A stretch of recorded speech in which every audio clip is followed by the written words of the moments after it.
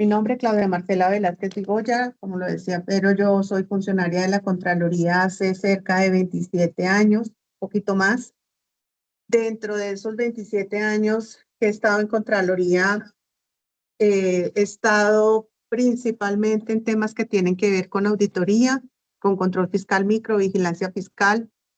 He estado también cerca de 10, 12 años en la oficina de planeación, lo cual me ha permitido conocer no solo el modelo de operación de la Contraloría, no solo los enfoques de control fiscal ni qué tenemos en control fiscal, sino también ayudar a construir muchos de los elementos reglamentarios y normativos que tenemos, así como de algunos sistemas de información que se utilizan para el desarrollo de nuestras actividades misionales.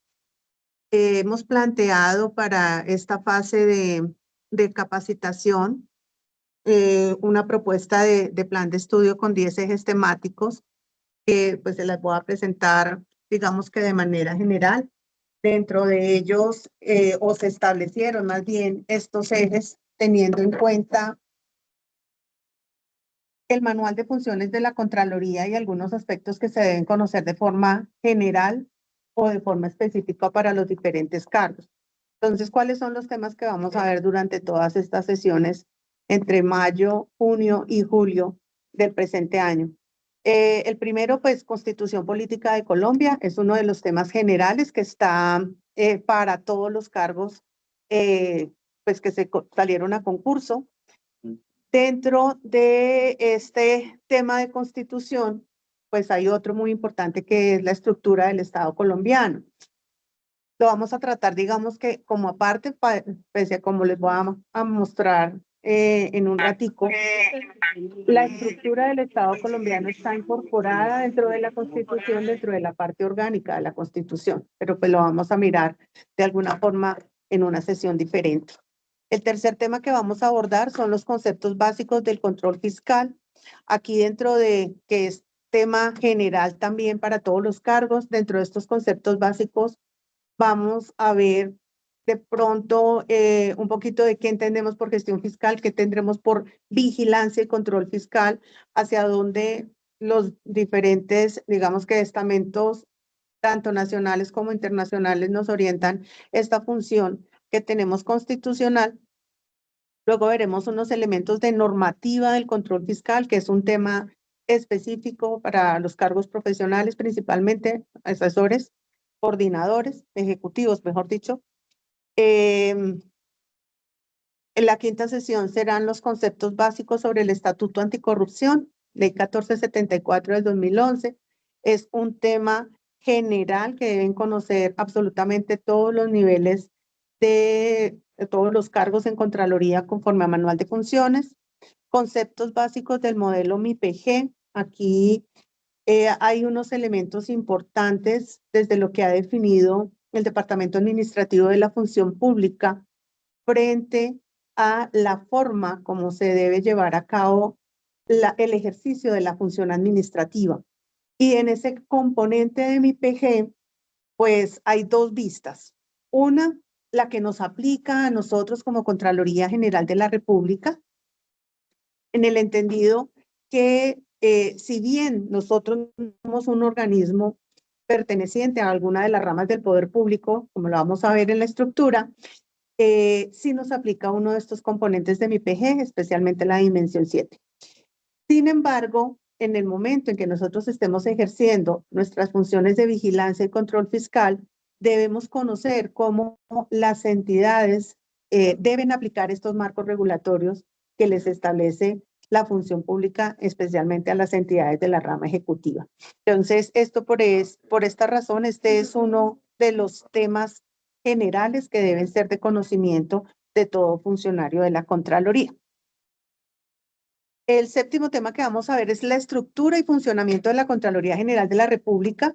Este es un tema general. Aquí vamos a ver cómo está nuestro organigrama, cómo es la interacción de los macroprocesos, de los procesos, cómo es la definición del nivel central y el nivel desconcentrado, cómo o qué significa a partir del decreto 267, qué es el nivel micro y qué es el nivel macro en la Contraloría General de la República, Y pues esto nos da la vista de cómo funcionamos institucionalmente, cómo estamos organizados para atender la función constitucional que nos ha determinado el 267 de la Constitución. Perdón la redundancia. El octavo tema, el sistema de gestión y control interno, SIGESI, es un tema específico. Allí no solamente vamos a ver la resolución 727, sino precisamente cómo es ese modelo de operación, cuáles son las interacciones, qué es el comité SIGEXI, cómo este sistema de gestión y control interno pues corresponde a nuestro sistema de control interno que por ley 87 debemos nosotros también desarrollar.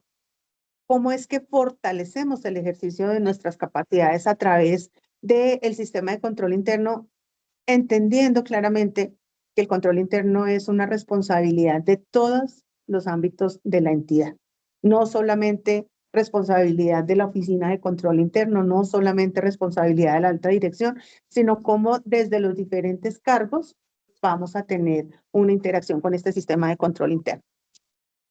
El noveno tema que vamos a abordar, las normas internacionales de auditoría, específicamente vamos a hablar de el marco de pronunciamientos de la INTOSAI, el marco IFPP.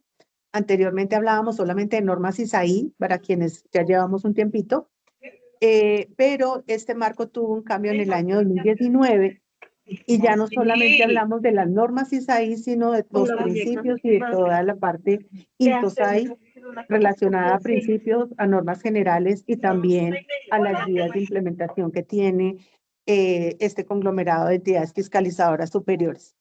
Y finalmente vamos a hablar de las actuaciones de vigilancia fiscal y de control fiscal. Dentro de esas actuaciones, si estamos hablando de vigilancia fiscal, pues aquí hay un tema que de alguna manera manejo, digamos que coordino yo aquí a través de la Oficina de Planeación, como es el Plan Nacional de Vigilancia y Control Fiscal. Allí vamos a ver cuáles son los tipos de actuaciones que tenemos, cuáles son los de vigilancia, cuáles son los de control. Normalmente estamos acostumbrados a pensar que vigilancia es solamente seguimientos permanentes, que es lo que hoy día aplicamos, y que control es solamente auditorías o actuaciones especiales de fiscalización. Pero allí tenemos que verificar o entender cómo otras actividades que se desarrollan en la Contraloría también son vigilancia y también son control, ¿sí? Por ejemplo, desde el control fiscal participativo, lo que hace participación ciudadana, ¿es vigilancia, es control o no es ninguna de las dos? Por ejemplo, lo que hacemos a nivel macro, los estudios sectoriales, ¿serán vigilancia o serán control? Lo que hace la delegada de posconflicto, hay parte de vigilancia, hay parte de control. Entonces, lo que queremos es poderles mostrar o poder hacer, digamos, que ese acercamiento a cada una de estas actuaciones y que ustedes tengan los conocimientos básicos que les van a permitir enfrentarse a la prueba de conocimientos que pues vamos a presentar frente al concurso. El día de hoy vamos a ver o vamos a iniciar con el primer tema, Constitución Política de Colombia. No sé si ustedes están viendo mi pantalla. ¿Están viendo la presentación? No, señora. Señora. Sí, pues ya compartimos.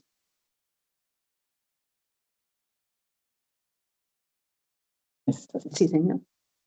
¿Quieres colocar la gráfica? Bueno.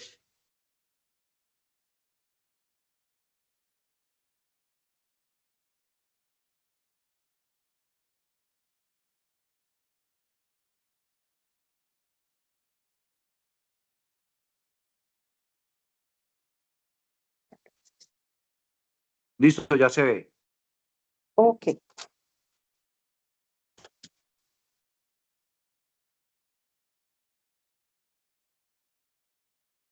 Bueno, entonces, dentro de este ejercicio de la Constitución,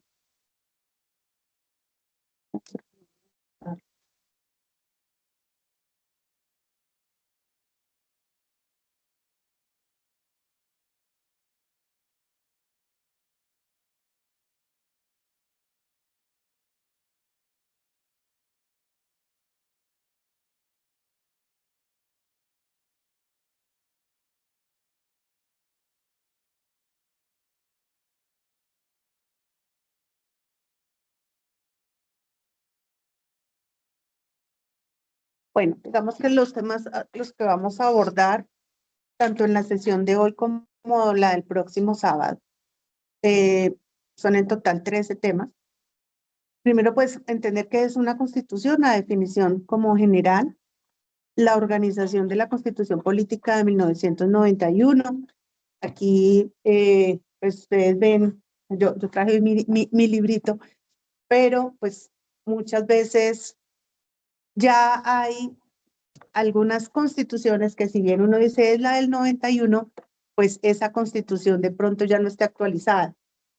Yo les recomiendo que cuando ustedes ya vayan a hacer un estudio más a profundidad de este tema y vayan a mirar desde internet, siempre se conecten o a la página del Senado, porque allá siempre van a encontrar la última versión de las normas con todas sus vigencias, ¿cierto? O a la página de Función Pública. También hoy día allí no solamente sale, digamos que el PDF de la Constitución, sino también está determinadas los temas teniendo en cuenta las vigencias y las modificaciones que se pudieron haber presentado. Vamos a ver cómo está entonces este preámbulo.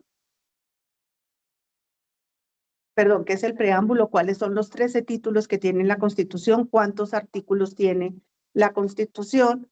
Las partes de la Constitución, en este momento, pues, parte general les comento, son 4 partes, una parte introductoria, una parte que se llama dogmática, una parte que se llama organizativa, organizacional, y finalmente lo que refiere a las reformas.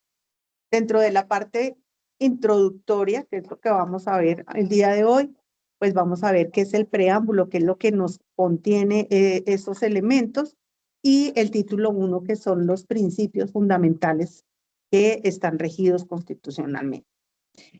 Luego vamos a ver dentro de estos mismos contextos qué significa que Colombia es un Estado social de derecho, y para ello vamos a ver unos elementos de qué es el Estado, cuáles son los elementos del Estado como tal, cuál es la diferenciación entre un Estado de Derecho y un Estado social de derecho, porque este es uno de los, digamos, elementos importantes que hubo con la entrada de la Constitución de 1991. Luego vamos a ver en el título 2, los derechos, garantías y deberes. Aquí un tema muy importante está en la clasificación de los derechos. ¿Cuáles son los derechos que se consideran fundamentales? ¿Cuáles son los derechos sociales, económicos y culturales que serían los de segunda generación? ¿Cuáles son los derechos colectivos y de medio ambiente que serían los de tercera generación? Y hoy día ya se habla hasta de una 4ª generación de derechos. Entonces vamos a hacer un recorrido por ellos y vamos a hablar de los mecanismos para la protección de estos derechos, que es lo que está, digamos que englobado en las garantías, y dentro de ello, pues algunos de los mecanismos que vamos a ver son la acción de tutela, la acción de cumplimiento, la acción popular y la acción de grupo. El título 3 de la Constitución nos habla de los habitantes y territorio. Aquí temas como qué es la nacionalidad, la ciudadanía, cuál es la relación con los extranjeros, qué significa o cómo es el cubrimiento hacia esos extranjeros desde el contexto constitucional. Y en temas de territorio, pues, ¿qué entendemos por el territorio colombiano? No solamente, digamos que la parte continental, sino también hay que hablar de la parte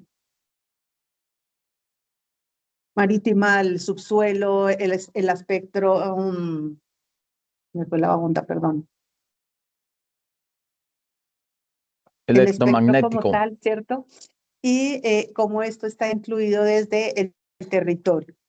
Vamos a ver lo que está contenido en el título 4, que son la participación democrática, cuáles son las formas de participación democrática, los mecanismos de participación ciudadana y algo relacionado con los partidos políticos y el estatuto de oposición. Hay unos temas en los que vamos a pasar muy rápido, otros de pronto los vamos a ahondar un poquito más, teniendo en cuenta pues el tipo de entidad para la cual nos estamos preparando. La organización del Estado, si bien está aquí contemplada como un título, el título 5 de la Constitución, donde está la estructura del Estado y la función pública, desde esta, digamos, conferencia que vamos a tener, vamos a ver es lo relativo a la función pública, qué es ser servidor público, cuáles son nuestras obligaciones, cuáles son nuestros deberes como servidores públicos, hasta dónde podemos llegar. Ya lo que tiene que ver específicamente con la estructura del Estado, pues lo vamos a ver en esa otra parte del plan de estudios, que sería la siguiente semana.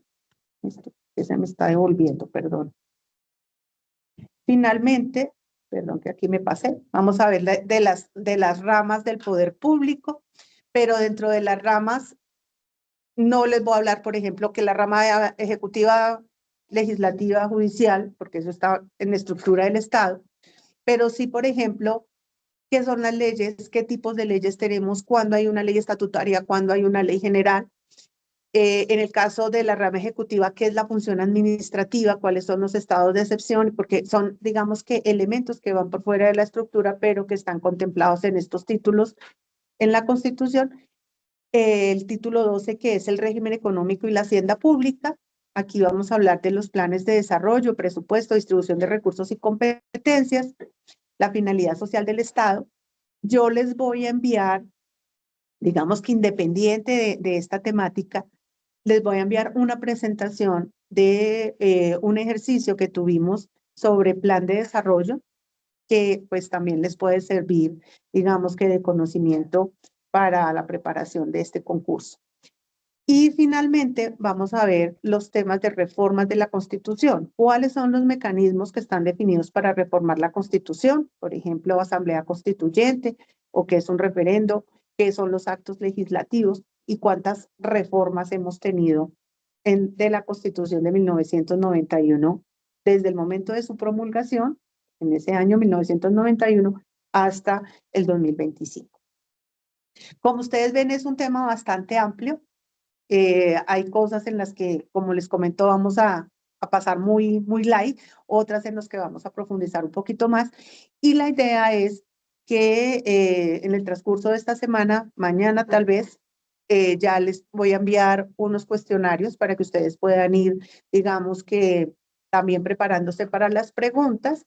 Y el sábado, después de que terminemos ya el tema completo de Constitución, les complementaré el material. En la medida en que vayamos realizando cada uno de los temas, entonces les vamos también proporcionando ese material que les puede permitir ir conociendo cómo nos vamos acercando al conocimiento. Bueno, entonces, Constitución Política de Colombia de 1991. Primero, pues, ¿qué es una constitución? Y aquí hay algunas definiciones, que igual si ustedes pueden googlear, pero que nos deben dar como el elemento claro de entender esa palabra. ¿Sí? Nos dicen, Constitución es una ley fundamental de un Estado. Por eso se conoce como la Carta Magna o la Carta Fundamental. ¿Sí? Tenemos un principio en nuestra Constitución que nos habla de la supremacía constitucional. ¿Sí? Y esto está basado en este elemento clave, es la ley fundamental. Como es la ley fundamental, ninguna norma, ninguna ley, ningún reglamento va a estar por encima de ella. ¿Sí? Es frente a ella a través de la cual se van a hacer lo que conocemos como los controles de constitucionalidad.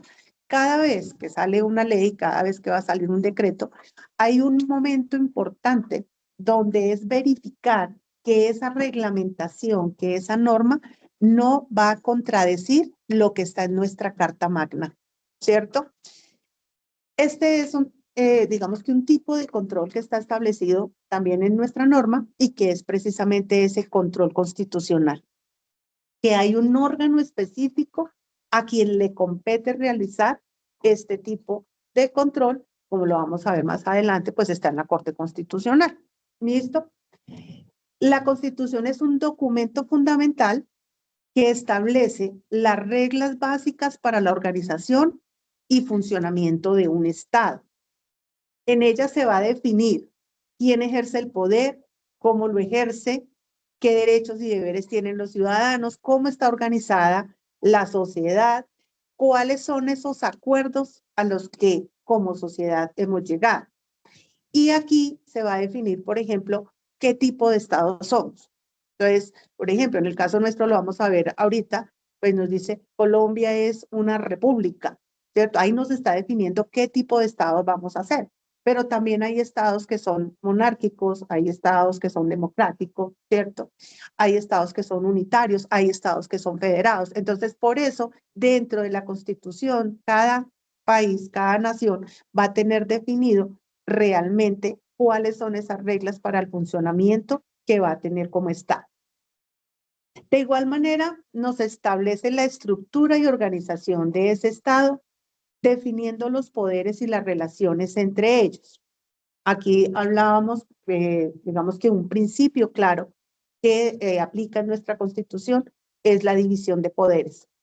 Hablamos de 3 ramas del poder público. Usted recuerda, entonces una rama ejecutiva, una rama legislativa y una rama judicial. Cada una de esas ramas tiene unas funciones específicas y diferenciadas. Y esto lo que nos ayuda es a que ese poder que inicialmente pues es el poder del pueblo, ¿cierto? Y es la voluntad del pueblo, esté identificado y nos dé un equilibrio, ¿cierto? Entonces, por esa separación de poderes es tan importante y fue definida, digamos que desde 1500 más o menos, y allí cuando se da esta primera división de poderes, ¿para qué se daba? Para buscar los equilibrios, que el ejecutivo no sobrepasara sus límites, que el legislativo, pues en el cumplimiento de su función, sepa hasta dónde puede llegar, que haya esa voluntad para que la nación, para que sus habitantes, para que siempre prevalezca el interés general sobre el particular, ¿sí? Y esto también está establecido dentro de esta Carta Magna. Por eso se dice que es un acuerdo de reglas de convivencia. Entonces, normalmente, por eso digamos que al principio, la primera parte de la Constitución nos habla de cuáles son los principios fundamentales, luego nos habla de los derechos fundamentales, pero también nos habla de los deberes. Regla de convivencia. ¿Por qué? Porque muchas veces uno reclama derechos, pero ¿hasta dónde llegan mis derechos? Hasta dónde empiezan los tuyos, ¿cierto? Y ahí normalmente pueden haber algunos elementos de contradicción, ¿sí? O en un momento determinado, Sebastián puede sentir que yo le estoy vulnerando un derecho y de pronto yo ni cuenta me doy de ello. Entonces ahí entra un tercero a mediar si realmente se está violentando o no el derecho del otro. Entonces, no es solamente decir, sí, señores, ustedes como ciudadanos, ustedes como parte de esta nación tienen tantos derechos, tales derechos, sino también tienen unos deberes y unas obligaciones. Y acá también se van a encontrar que hay una función específica que tenemos nosotros como servidores públicos. Y esa sí es una condición que la tenemos que tener muy claro como funcionarios de la Contraloría General de la República. Como servidores públicos, ¿hasta dónde podemos llegar? ¿Sí? Recuerden que una es la vista de la persona como ciudadano, como alguien que hace parte de la nación, y otra es la vista de esa persona como un servidor público que está haciendo una función pública o que está desarrollando una función pública para esa nación. Entonces, dentro de esta definición, elementos claves que nunca se nos pueden olvidar: Carta Magna, Ley Suprema, Carta Fundamental. Y por lo mismo, pues es la que tiene la mayor jerarquía. Nada puede estar por fuera de esta, digamos que, elemento supremo que está definida en nuestra Constitución. ¿Cómo está organizada la Constitución Política de Colombia? Tiene un preámbulo que cuando ustedes abren la Constitución, a veces uno dice, bueno, el artículo primero, pero el artículo primero no es donde inicia la Constitución. La Constitución inicia es en el preámbulo. Uno diría, es que ese es el artículo 0, es el punto de partida, ¿cierto? Y siendo el preámbulo, es el elemento donde se tratan de manera solemne y genérica los grandes valores que inspiraron esta Constitución. Por eso esta es una parte integral de la Constitución, ¿sí? Cuando se está mirando un control de constitucionalidad, no solamente se ve que no vaya en contra del articulado, sino también que no vaya en contra del preámbulo. Ya vamos a ver qué nos implica este preámbulo. Adicionalmente, está organizada en 13 títulos y está compuesta por 380 artículos. En su momento tuvo 61 artículos transitorios, los cuales hoy día pues ya no están vigentes porque era el paso de la Constitución de 1886 a la de 1991 y por eso llamamos que es una transición. ¿Listo? Entonces, en conclusión, tenemos un preámbulo. Aparte de ese preámbulo, tenemos 13 títulos. Cada título va a tener unos temas específicos y dentro de esos títulos hay unos artículos o un articulado. Además, aquí es importante que tengamos en cuenta, digamos, no solamente cómo se conforma, en este caso, la norma de normas, sino cómo normalmente se conforma una ley, ¿sí? Entonces, generalmente está, digamos que el cuerpo como tal de la norma, hay un epígrafe que nos dice el por el cual, ¿cierto? Entonces, ley 610 del 2000, por la cual se reglamenta el proceso de responsabilidad fiscal. Ley 599 del 2000 también, entonces, por el cual se determina el Código Penal colombiano. Entonces, ese por el cual es lo que llamamos el epígrafe, es decir, ¿a qué se relaciona o a qué se dirige esa norma en específico? Aparte de ello, puede estar definida por libros, luego cada libro puede tener unos títulos y luego cada título va a tener unos artículos. Esa es como la concepción general. En el caso de la Constitución no tiene libros, directamente pasa a títulos. En el caso, por ejemplo, del Código Penal sí tiene libros. Entonces nos va a dar primero todo el contexto general, luego nos va a decir cuáles son los libros, dentro de esos libros va a tener unos títulos y luego dentro de esos títulos va a tener un articulado. Pero adicional dentro de los artículos, ahí podemos tener unos parágrafos. Entonces, esos parágrafos, pues lo que me va mostrando es un complemento al artículo que se está determinando. Y adicional, ustedes pueden encontrar lo que son unos numerales o unos literales. Esos numerales, pues lo que me da es el desglose dentro de un artículo de algunas consideraciones donde me van enumerando, por ejemplo, las obligaciones que tengo, o cuando hablamos de literales es porque es en el orden, pues ya digamos la numeración en orden, A, B, C, D, ¿sí? Numeral 1, 2, 3. Entonces, eso es parte de lo que ustedes van a encontrar en toda la organización de una normativa, caso Constitución, entonces un preámbulo, 13 títulos y 380 artículos. Los títulos que son las partes de la estructura del sistema de nomenclatura básica legal, donde, como les comento, el orden normalmente es libro, título, capítulo y artículo. Lo van a ver, por ejemplo, en la norma, cuando estamos viendo la normatividad del control fiscal, vamos a mirar el artículo, el decreto 403. En el decreto 403 vamos a tener títulos, capítulos y artículos. Cada norma, pues, puede tener una, digamos que estructura diferenciada, pero pues esta es la básica. Los artículos, pues, son cada una de las disposiciones numeradas en el tratado o en la ley, caso como les comento para esta, 380 artículos. Si hay alguna pregunta, bien puedan. Igual quienes están conectados, como no estoy viendo la pantalla y no sé si han levantado la mano o algo, me pueden interrumpir o aquí pues Sebastián me avisa. Listo. ¿Qué partes tenemos entonces en nuestra Constitución? 4 partes claves. Primero, una parte introductoria. ¿Qué es esta parte introductoria? Las bases ideológicas, las definiciones esenciales o los principios sustantivos que dan identidad al Estado constitucional.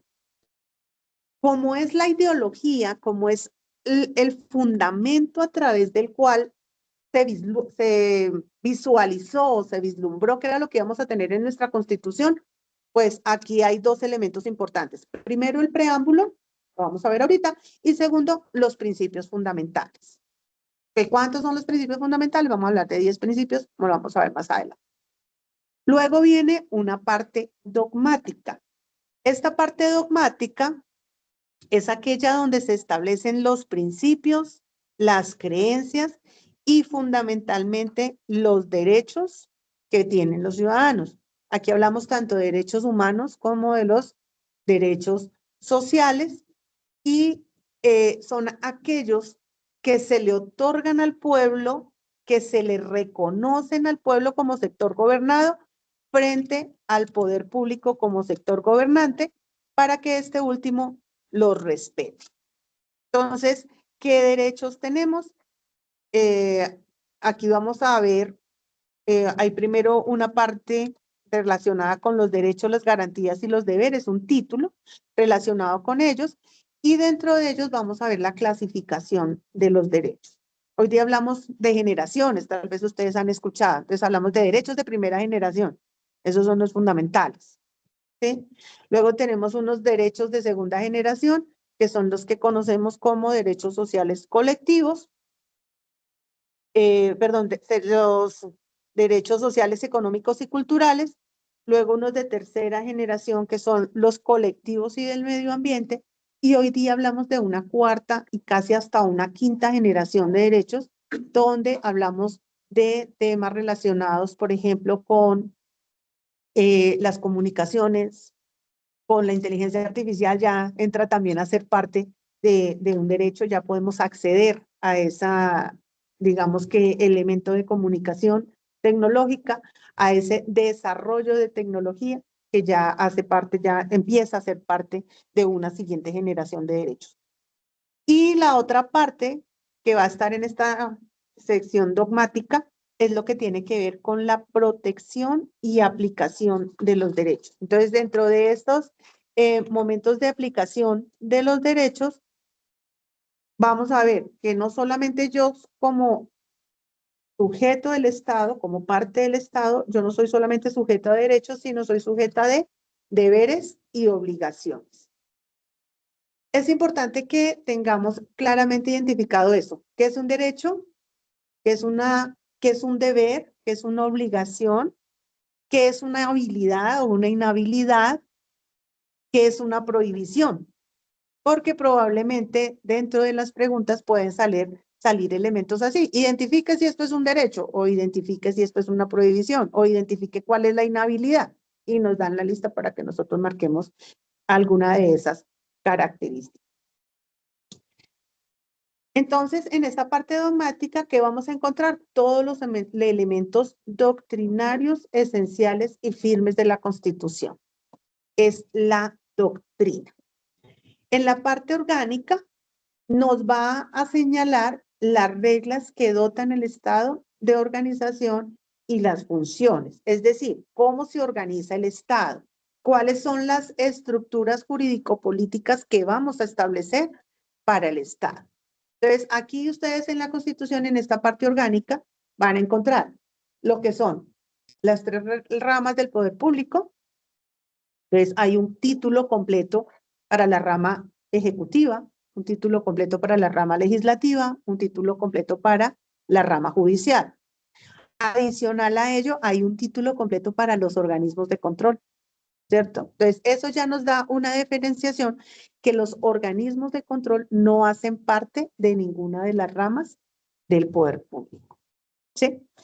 Y aquí, muchas veces, y voy dejando aquí como un elemento, nosotros hemos oído hablar de las CIAs, ¿cierto? Y las entidades le tienen miedo a las CIAs.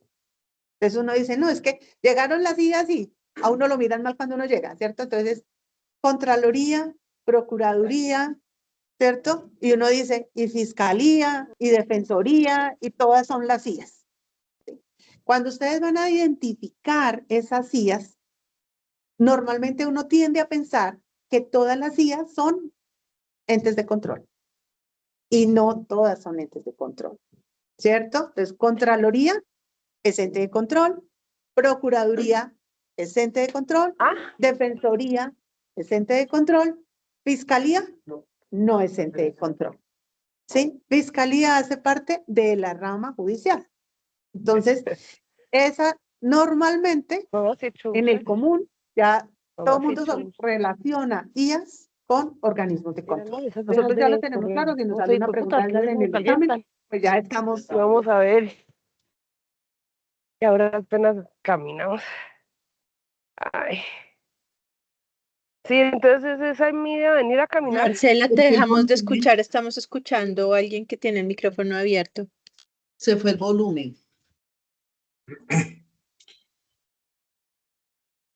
Escuchamos hasta que ibas diciendo Procuraduría, Defensoría y te dejamos de escuchar. Si puedes repetir, por favor.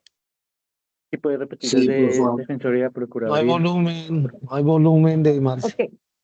Entonces, les comentaba, normalmente hablamos nosotros de las IAS, ¿cierto?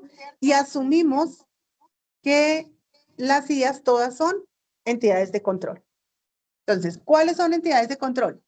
Contraloría, Procuraduría, Defensoría del Pueblo. ¿Sí?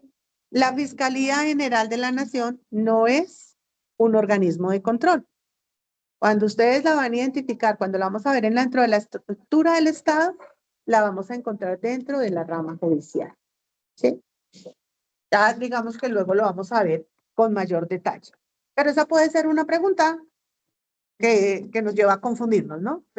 Señalen los órganos de control y nos ponen allá esos cuatro. No, esos no son. Recuerden que órganos de control constitucionalmente definidos son dos, porque nos dicen, es la Contraloría General de la República y el Ministerio Público. Y dentro del Ministerio Público está la Procuraduría General de la Nación y la Defensoría del Pueblo. ¿Listo? Pero órganos de control son dos.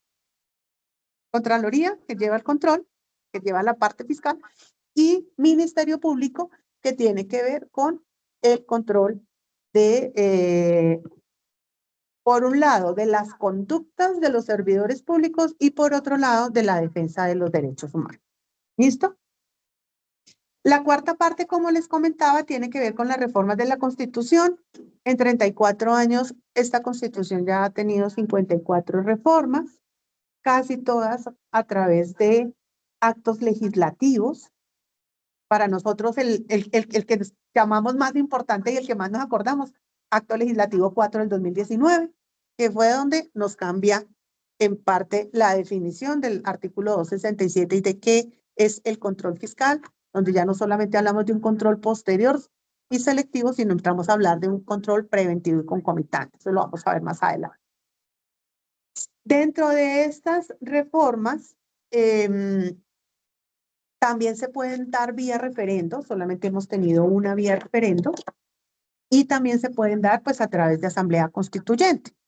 Aquí recordamos que la Constitución de 1991 precisamente pues fue a partir de asamblea constituyente.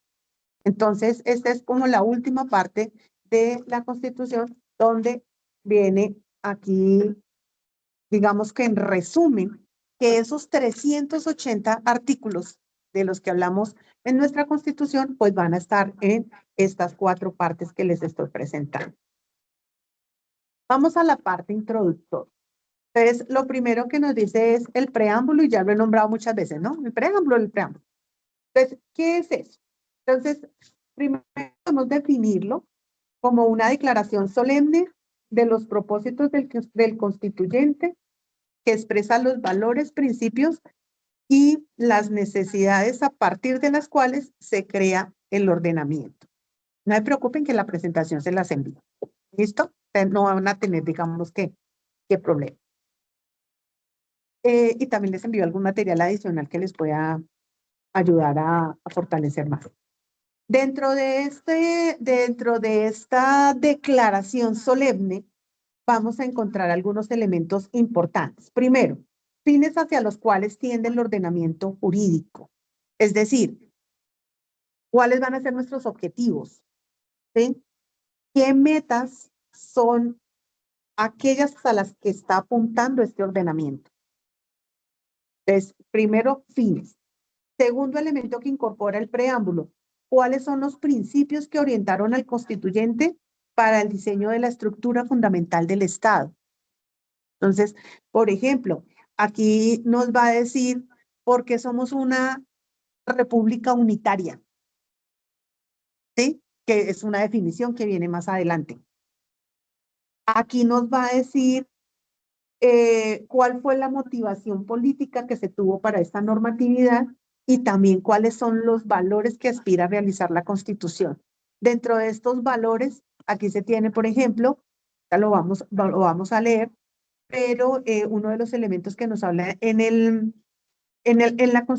preámbulo es que se busca asegurar la vida, la convivencia, el trabajo. Entonces, normalmente uno dice, sí, es que todos tenemos derecho a la vida. Pero más allá de ser un derecho fundamental, lo tenemos luego definido o digamos que desarrollado en el articulado de la Constitución, pues ese fue un fin esencial que viene desde el preámbulo. ¿Sí? El trabajo. Entonces, todos decimos, sí, es que el trabajo es un derecho que está contemplado en nuestra Constitución, artículo 48, entonces allá tenemos como derecho. Sí, pero adicional a ello está contemplado como un fin esencial y como un objetivo hacia el cual íbamos a presentar. Entonces, dentro de ello, nos dice este preámbulo, el pueblo de Colombia. Como les digo, eso está antes de empezar los títulos. ¿Sí? El pueblo de Colombia, en ejercicio de su poder soberano, representado por sus delegatarios a la Asamblea Nacional Constituyente, invocando la protección de Dios y con el fin de fortalecer la unidad de la nación y asegurar a sus integrantes la vida, la convivencia, el trabajo, la justicia, la igualdad, el conocimiento, la libertad y la paz dentro de un marco jurídico democrático y participativo que garantice un orden político, económico y social justo y comprometido a impulsar la integración de la comunidad latinoamericana, decreta, sanciona y promulga la siguiente Constitución Política. ¿Sí? Entonces, es la introducción, es el punto de partida para el desarrollo de la norma de normas, para el desarrollo del fundamento. Entonces, aquí ustedes van a encontrar que en el preámbulo vamos a tener los valores constitucionales, que son diferentes a los principios constitucionales. Los valores que nos van a establecer, ¿cuáles son los fines? Entonces, aquí, ¿qué nos dice? ¿Cuáles son los fines? Fortalecer la unidad de la nación, primer fin que nos está aquí señalando. ¿Sí? Asegurar a sus integrantes la vida, la convivencia, el trabajo, la justicia, la igualdad. Aparte de ello, nos dice, expresan fines jurídicos para el futuro. Es decir, hacia allá es donde vamos a apuntar siempre. ¿Sí? No son fuentes de derechos fundamentales, pero como están dentro de los fines, pues tienen esta parte, digamos que de expresión de la disposición del proyecto de vida común que debe garantizar a quienes hacemos parte de la nación colombiana. Entonces, ¿cuál es este proyecto de vida que tenemos para nuestro país? Que esté fundamentado en unidad, que esté fundamentado hacia la vida, que tenga un marco jurídico democrático. Ahí directamente nos está diciendo, esto no va a ser una monarquía, ¿sí? Esto va a ser una república unitaria. Aquí vamos a tener pluralidad, aquí vamos a tener igualdad de condiciones para todos. Entonces, ese es el punto de partida para luego desarrollar los principios de los derechos. Los principios constitucionales, a diferencia de los valores, nos establecen unos deberes específicos y a partir de ellos se van a derivar los derechos fundamentales. Por eso es que digamos que segunda parte que hay en la parte introductoria son los principios fundamentales. ¿Que dónde los encuentran ustedes? En el título 1 de la Constitución, que prácticamente son los artículos del 1 al 10. Es prácticamente lo que vamos a ver hoy.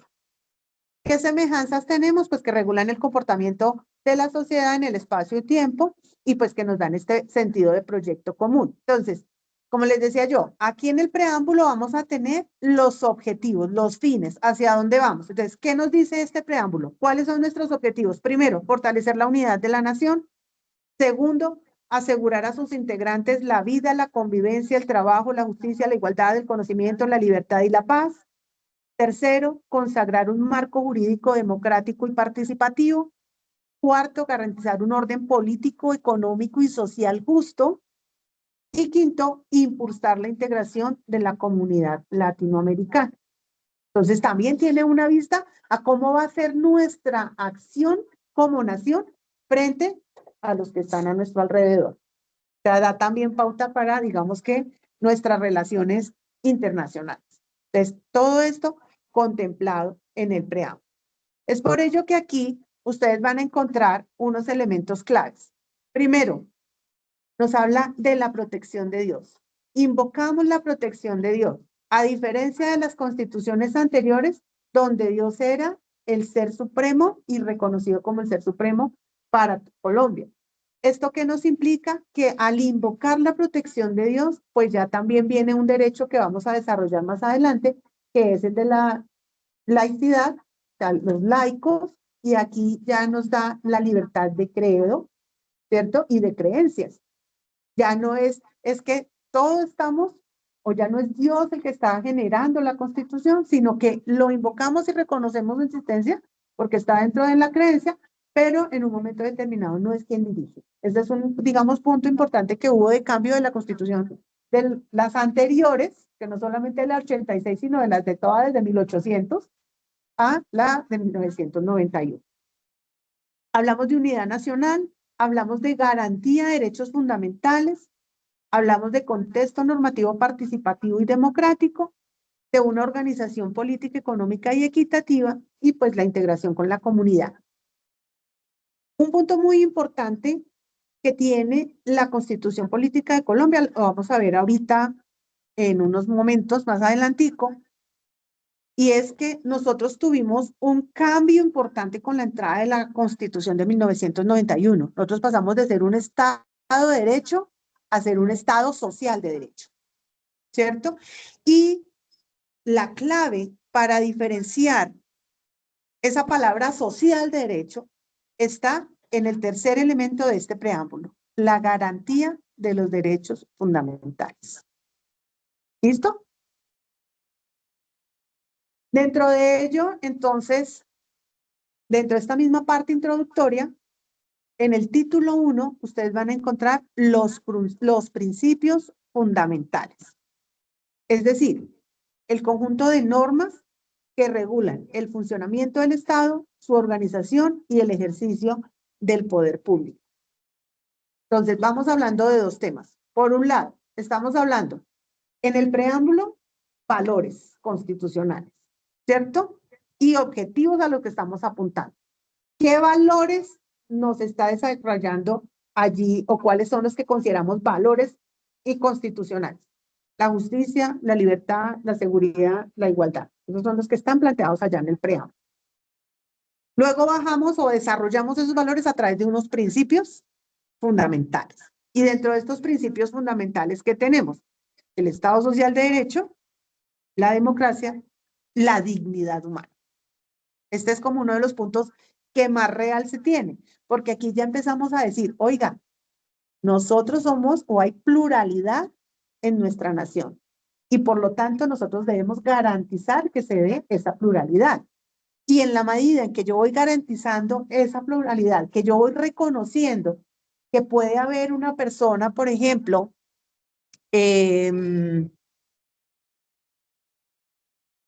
raíces afro, y que ella es también fuerte de derechos, aquí yo ya estoy reconociendo la pluralidad.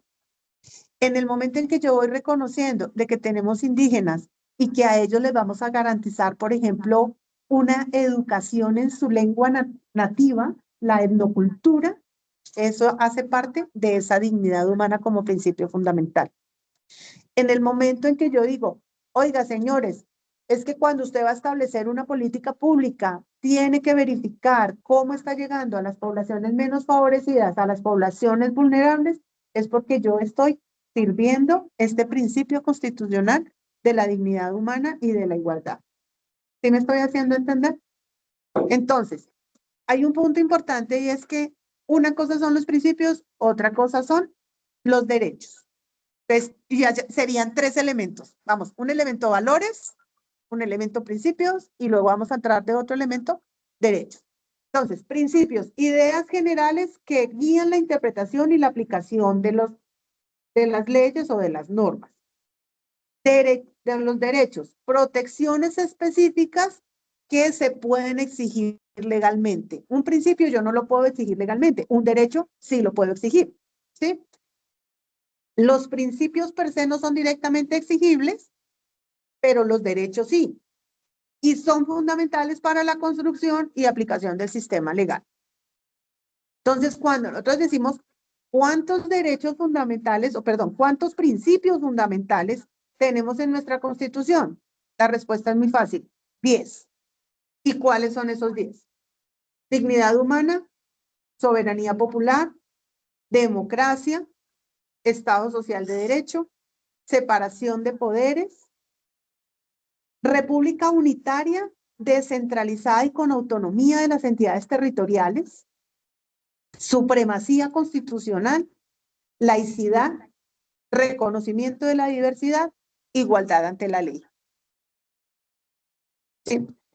Probablemente no nos van a decir cuáles son los 10 derechos o cuáles son los 10 principios fundamentales. Pero sí de pronto nos van a poner un caso y nos van a decir, este caso, ¿a qué principio le está aplicando? ¿Sí? ¿Por qué hoy día en el preámbulo se invocó la protección de Dios? ¿O cómo bajamos ese valor constitucional a principio fundamental? A través del principio de la laicidad. ¿Sí? ¿Y cómo bajamos ese principio? A través del derecho de culto y libertad religiosa. Entonces, voy bajando un valor a un principio y ese principio lo desarrollo a través de unos derechos. ¿Sí estoy siendo clara? Dice Pedro, pregunta fija. Yo creo. O sea, por ahí vienen algunas, porque muchas veces uno cree que es lo mismo. ¿Sí? Mira, en el preámbulo tú tienes los valores constitucionales, ¿cierto? De esos valores, luego vamos a tener unos principios. Pero esos principios yo todavía no los puedo exigir. Esos principios son unas reglas de juego, por llamarlo de esa manera. Y luego esos principios los voy a desarrollar a través de derechos. ¿Sí? Entonces, el ejemplo que te estoy colocando, en el preámbulo nos dice, invocamos la protección de Dios. ¿Sí? Que fue uno de los cambios importantes a la Constitución del 91. Ese es el valor. Ahora, ¿cuál es el principio? Laicidad. ¿Sí? Laicidad viene de laico. Entonces, ya no es que todos somos religiosos, ¿no? Sino cada cual se puede desarrollar conforme a su gusto. Y por eso viene un derecho que se llama la libertad de culto y la libertad de religiones, ¿sí? De creencias. Y eso es algo que a mí no me pueden vulnerar. ¿Sí? Entonces, no, que anteriormente, por ejemplo, ustedes veían que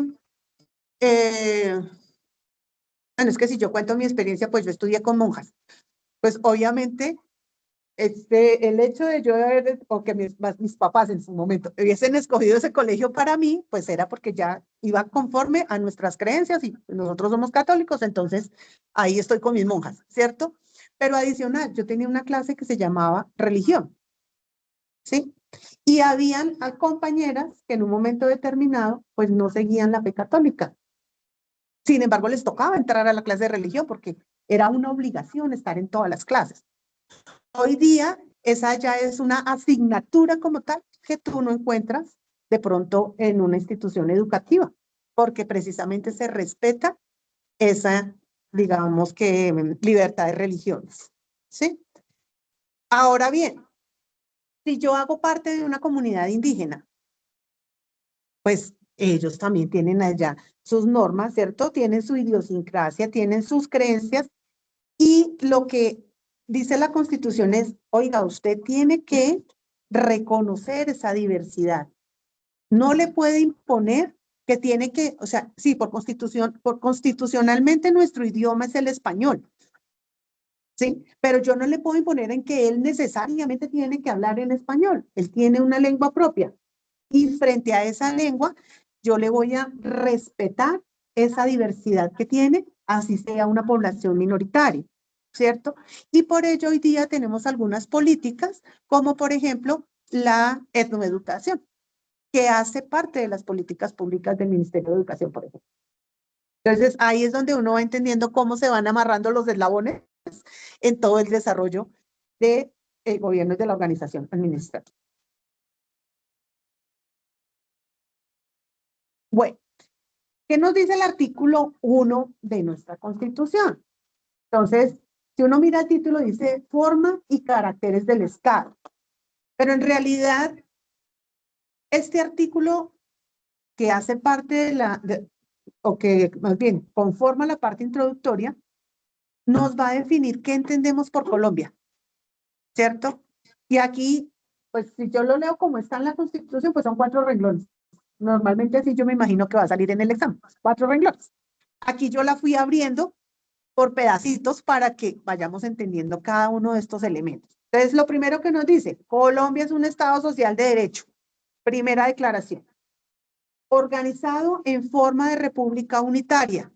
Ahí hay otra declaración. Descentralizada, con autonomía en sus entidades territoriales, democrática, participativa y pluralista, fundada en el respeto de la dignidad humana, en el trabajo y la solidaridad de las personas que la integran y en la prevalencia del interés general. Entonces uno diría, no, pues este artículo lo dice todo. Y efectivamente lo dice todo. ¿Qué se espera de Colombia? ¿Qué esperábamos en esta definición de qué es Colombia? Y vienen unos elementos supremamente importantes que vamos a empezar a desglosar ahorita. Lo primero que nos dicen es un Estado. Entonces vamos a ver qué es un Estado, ¿cierto? ¿Qué elementos tiene un Estado? Pero no nos dice, es un Estado cualquiera, es un Estado social de derecho. En la Constitución de 1886 éramos un Estado de derecho. ¿Sí? Entonces, otro punto importante ahí de diferenciación. Aparte de eso nos dice, organizado en forma de república unitaria. Entonces, como somos república, ¿qué significa? Que hay una democracia, ¿cierto? Y como somos unitarios, significa que tenemos un único, digamos que poder que está en el presidente, que elegimos nosotros a ese presidente y ese presidente es para toda la nación. ¿Qué es descentralizada? Entonces vamos a ver unos elementos ahora de qué es descentralizado, qué es desconcentrado, son 2 cosas diferentes, ¿cierto? Y adicional aparece un elemento ahí, digamos que en el ejercicio de la función pública, que es la delegación.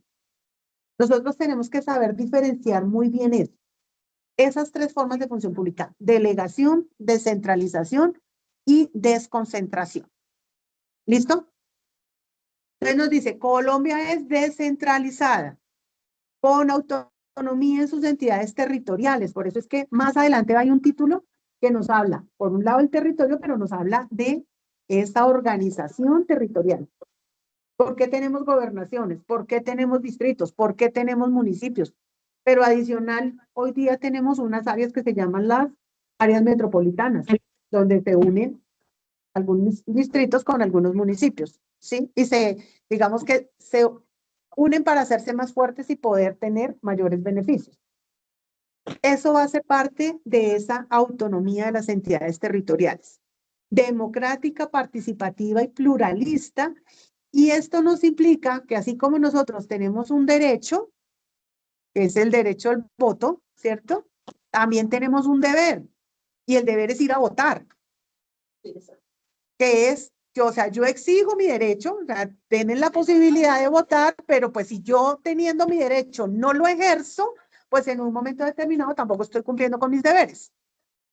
Y después nos quejamos que porque es que los mismos gobernantes, pues si uno no sale a hacer, digamos que, a ejercer tanto sus derechos como sus obligaciones, perdón, pues no va a poder después criticar lo que sale de la organización de este Estado. Fundada en el respeto de la dignidad humana, entonces esta dignidad humana es un principio que teníamos allá relacionados en estos partes constitucionales, en el trabajo solidaridad de las personas que la integran y en la prevalencia del interés general. Esa solidaridad no solamente se va en la acción como persona. Es que yo soy buena gente y entonces yo voy a estar muy pendiente y entonces yo te colaboro y entonces yo te doy lo mejor de mí.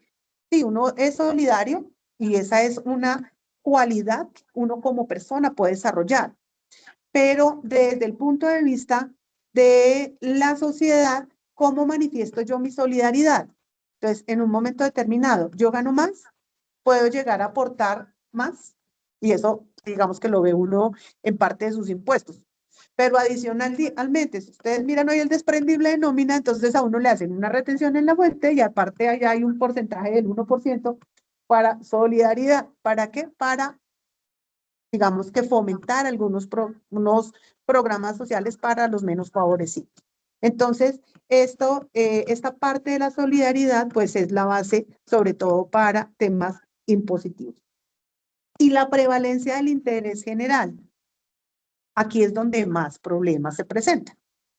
Lo que les decía yo ahorita, ¿hasta dónde llega tu derecho? Hasta dónde empieza el del otro. Pero ¿dónde o cómo hacemos para medir esa línea que divide mi derecho del otro? Pues normalmente ahí es donde se chocan. Y cuando no prevalece el interés general, sino el interés de unos pocos o el interés de los particulares, pues en un momento determinado puede haber pérdida de recursos, puede haber pérdida de esfuerzos, puede haber en un momento favorecimiento a unos y desfavorecimiento a otros, y se empiezan a desequilibrar las cargas desarrolladas para el ordenamiento del Estado. Entonces, lo primero es entender qué es el Estado. El Estado como tal lo vemos como una entidad política que se forma cuando en una porción de superficie terrestre un conjunto de personas se organiza jurídicamente bajo el mando de un conjunto de organizaciones que buscan mantener el orden de la convivencia en sociedad. Esto nos va a llevar ahorita a identificar los elementos del Estado. Entonces, primero, este concepto que me dice que hay un conglomerado social, o sea, un grupo de personas que se reunieron, ¿cierto? Entonces, nosotros, es que quisimos ser colombianos. Pues afortunadamente, y ahí sigo yo, gracias a Dios, nacimos en esta patria, ¿cierto? Y por ya nacer en esta patria nos consideramos que somos parte de este Estado. Eso también está definido aquí en la Constitución. Pero en un momento determinado, ¿quién determinó ese grupo de personas que se unió? ¿O cómo se dio ese grupo de personas que se unió para definir esto es lo que somos y cuál va a ser nuestro territorio? Entonces, aquí empiezan muchos elementos que vienen pues desde las mismas épocas de conquista, independencia y demás, para definir cómo nos íbamos a organizar, cuál iba a ser nuestro territorio, qué iba a ser parte de nuestro territorio y qué iba a ser parte del territorio de los demás, y adicionalmente, cómo nos íbamos a sentar en ese territorio. Y dentro de eso, cómo íbamos a reconocer nuestras pluralidades. Entonces, si ustedes lo miran hoy día, nuestro país, en este momento, generalmente nosotros identificamos 5 zonas, o 5 regiones, ¿cierto? Entonces, la región andina, la región atlántica, la pacífica, la llanura, que me fueron. Amazonía y Noquia, ¿ok? Entonces, y también con San Andrés, entonces sería nuestra región insular, ¿cierto? Y cada una de esas regiones puede tener unas idiosincrasias diferentes, una pluralidad. Entonces, muchas veces ustedes han escuchado, por ejemplo, o características propias de algunas regiones. Antioquia tiene unas características propias, Valle tiene unas características propias, el Llano tiene unas características propias. Y uno dice, bueno, ¿y cómo nos conjugamos para decir todos somos colombianos?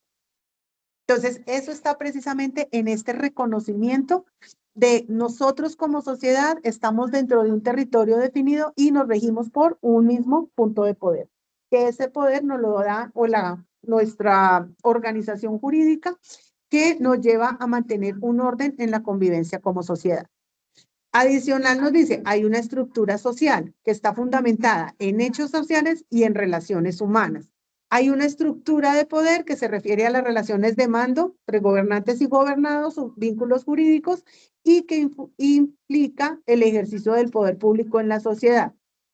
Pero sobre todo hay una parte muy importante y es en el sentido de la comunidad humana que conforma ese Estado, es decir, la nación, ¿sí?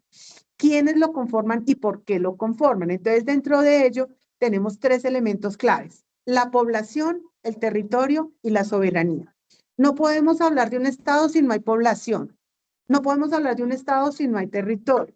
Y si no hay una soberanía que es el reconocimiento que se nos hace a nosotros como esa nación establecida. Entonces, estos tres elementos son los que le permiten a Colombia configurarse como un Estado que es sujeto de derecho internacional y que reúne las características para ser reconocido como tal en el seno de las Naciones Unidas y la comunidad internacional, ¿cierto? Población, el elemento humano. Es el conjunto de los individuos que se encuentran sometidos a la autoridad fundamental del Estado. Y aquí, si yo quiero mirar la parte de la población, pues en el artículo 96 nos van a decir el artículo de datos de encuentro de todas las investigaciones.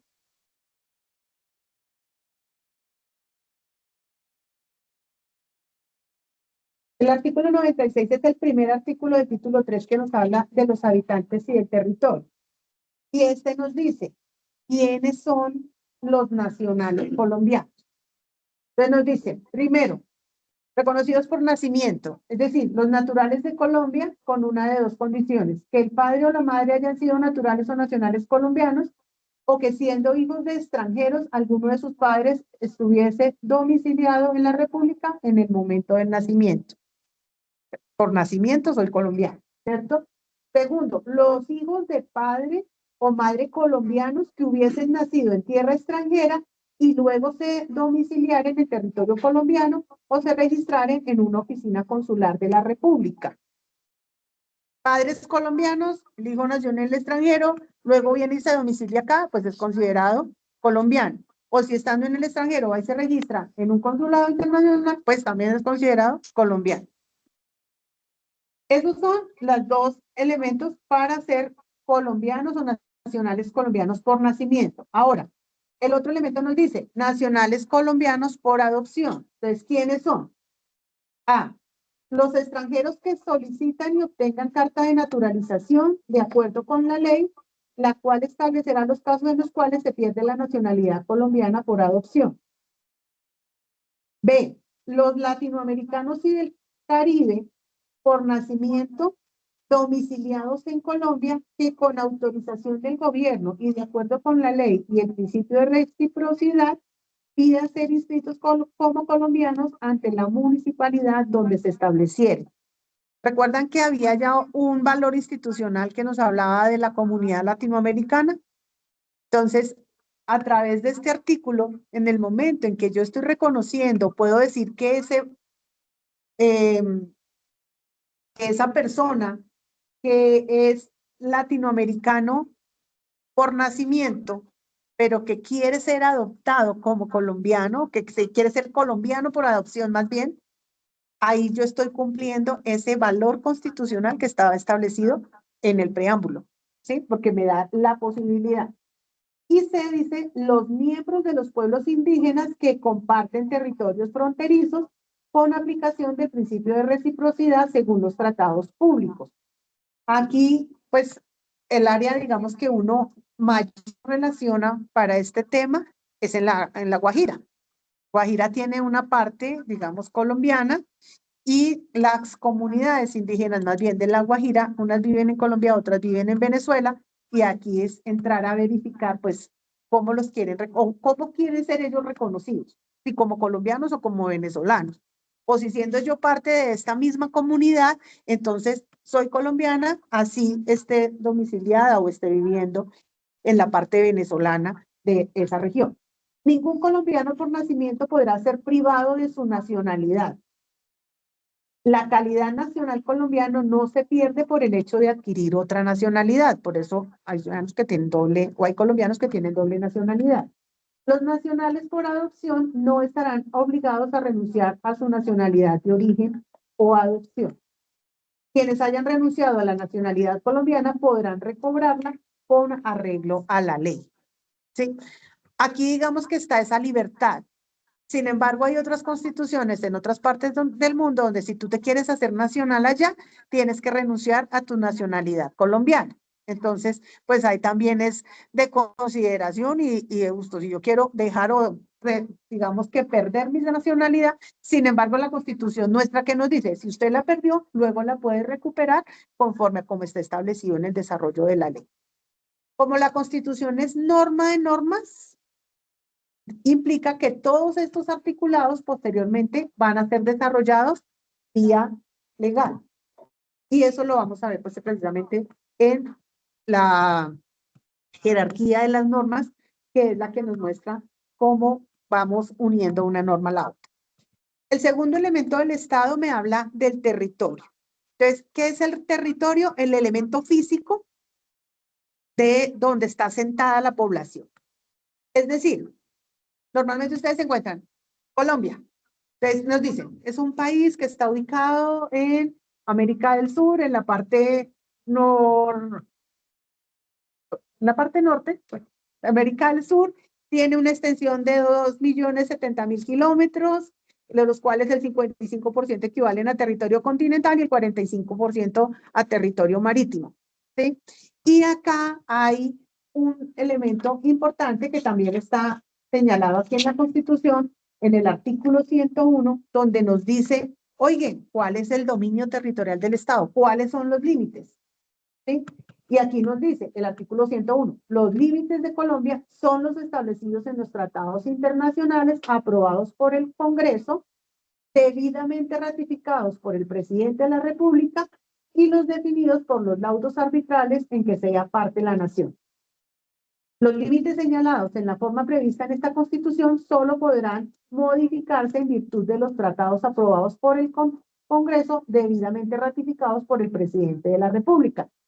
Y esta es una parte muy importante, dice, forman parte de Colombia, además del territorio continental, que es el que generalmente señalamos en el mapa, ¿cierto? El archipiélago de San Andrés y Providencia y Santa Catalina, la isla de Malpelo y demás islas, islotes, cayos, morros y bancos que le pertenecen.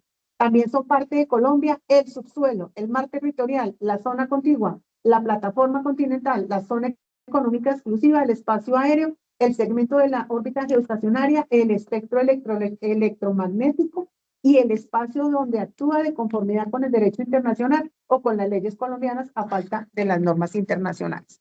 Entonces, ustedes ven, todos estos elementos pues también están claramente identificados en el contexto o en el texto constitucional. Y el último elemento del Estado es la soberanía. La soberanía es esta expresión de ausencia de toda subordinación interior o exterior sobre el Estado para que ejerza su poder, sobre un territorio y en beneficio de una población determinada. Entonces, nuestra soberanía, pues, tiene que ver cómo desde el gobierno que ejerce el poder, digamos que confluye hasta el último rincón del territorio para que ese poder llegue hasta allá, ¿sí?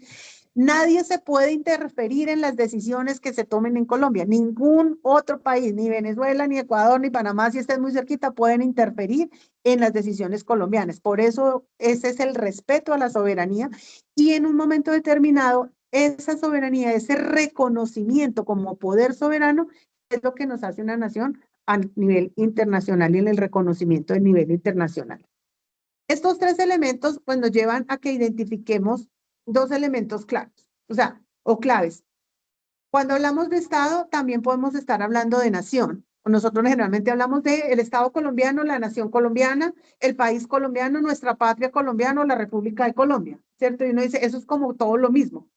Cuando nosotros hablamos de nación, hay que mirar dos, digamos que sencillas definiciones. Nación con minúscula es la comunidad como tal, el conjunto de personas que tienen un idioma, una religión, unas aspiraciones claves y que están, digamos, dentro de un territorio. Y la nación con mayúscula es un ente jurídico sujeto de derechos y obligaciones que representa el nivel central del Estado, en cabeza del presidente de la República, como principal autoridad de la rama ejecutiva del poder público. ¿Cierto? Entonces, ¿Estado es nación? Sí. ¿Estado es país? Sí. Y cuando hablamos de país, ¿a qué nos estamos refiriendo? Al territorio. Es decir, es el fenómeno geográfico. nuestro mapita. Ese es lo que es nuestro país, ¿cierto? Donde el Estado ejerce su poder. Cuando hablamos de patria, entonces aquí esto viene del latín patria, que significa familia o clan. Y este término patria se utiliza para designar la tierra natal o adoptiva de un individuo. Entonces aquí por eso es que nosotros hablamos de nuestros símbolos patrios, nuestra bandera, nuestro escudo, nuestro árbol, nuestra canción, o sea, nuestro himno. En un momento determinado, sobre todo quienes están fuera del país, ¿cierto? Es donde más sienten la patria. ¿Sí? Entonces, ¿por qué? Porque es lo que lo identifica como parte de este clan, como parte de esta gran familia. Y pues obviamente aquí hay unos vínculos que pues son los vínculos afectivos, culturales e históricos que nos unen a todos. Y cuando hablamos del Estado como república, pues aquí hablamos del latín de la rex pública, ¿cierto? Entonces hablamos del recurso, de la cosa pública, y se refiere a la forma que asume el Estado en un determinado periodo histórico para constituirse. En nuestro caso, pues nosotros somos un Estado unitario y como tal, la república es una forma de gobierno que nos representa y que reconoce la soberanía del pueblo en su capacidad para elegir al presidente, ¿cierto? Entonces, ahí somos, por eso decimos que somos una república unitaria. Pero aquí yo quiero irme hacia un elemento importante que a nivel Contraloría sí nos debe identificar claramente. Una cosa es nación, otra cosa es república, ¿cierto? Por eso nosotros somos Contraloría General de la República. La Contraloría General de la Nación no existe. Existe solamente en los titulares de Caracol y de RCN. Sí. Pero igual, lo más triste es que los funcionarios de la Contraloría dicen que trabajan en la Contraloría General de la Nación. Entonces a uno le da un dolor en el corazón. Porque pues uno dice, a ver, ¿sí? Por eso es importante que tengamos clara esta diferencia. ¿Qué es nación y qué es república? ¿Listo? Nación se refiere a las personas. Por eso es que la Procuraduría, la Fiscalía, son de la nación. ¿Sí? Porque ¿qué están mirando? Las conductas de las personas. ¿Sí? Y por eso es que cuando nosotros estamos evaluando en el ejercicio de nuestra vigilancia y control fiscal y surgen, por ejemplo, hallazgos, dentro de esos hallazgos luego podemos llegar a tener unas incidencias disciplinarias, penales, porque están relacionadas con las conductas de las personas y se los pasamos a los competentes. ¿De quiénes son? Pues los que se encargan de la nación. Procuraduría, Fiscalía, que son los que se encargan de la nación. Como república, entonces decíamos ahorita, la cosa pública, la rex pública. Rex pública es el recurso, ¿sí? Ahí es donde nos dicen, oiga, sí, somos de la república. Porque ¿qué es lo que a nosotros nos interesa? El cuidado del recurso público, ¿cierto? Y que en caso de que haya alguna malversación de ese recurso público, pues haya un resarcimiento y que nosotros podamos recuperar ese recurso. Independiente de lo que pueda pasar con la verificación de las conductas de las personas que de alguna manera habían embolatado el recurso, ¿sí? Es ello, que cuando hay una persona que es declarada responsable fiscal, ¿qué significa? Que al ser responsable fiscal fue porque tuvo que ver con alguna pérdida de recurso público, ¿sí? Alguna pérdida, algún menoscabo, alguna disminución. Entonces, algún elemento que iba en contra al cuidado efectivo de ese recurso público. Y al ser responsable, pues él va a quedar primero incluido en un boletín que se llama de responsables fiscales. ¿Y va a estar incluido en ese boletín hasta cuándo? Hasta que haga el resarcimiento, o sea, hasta que pague. ¿Sí? Una vez pague, pues se retira del boletín. Y entonces ya quedó limpio. Pues es que ya cumplió con el deber de devolver el dinero público que se había perdido. ¿Sí? Entonces, por eso se retira el boletín. No obstante, si se comprueba desde las otras aristas que esa persona, por ejemplo, era un servidor público y que como servidor público desarrolló una conducta que no le iba al lugar y en el desarrollo del proceso disciplinario se le determina responsable, pues también va a tener que responder, ¿cierto? ¿Y cómo responde? A través de una multa, a través de una sanción, a través de unas inhabilidades, donde lo están castigando por la conducta que desarrolló.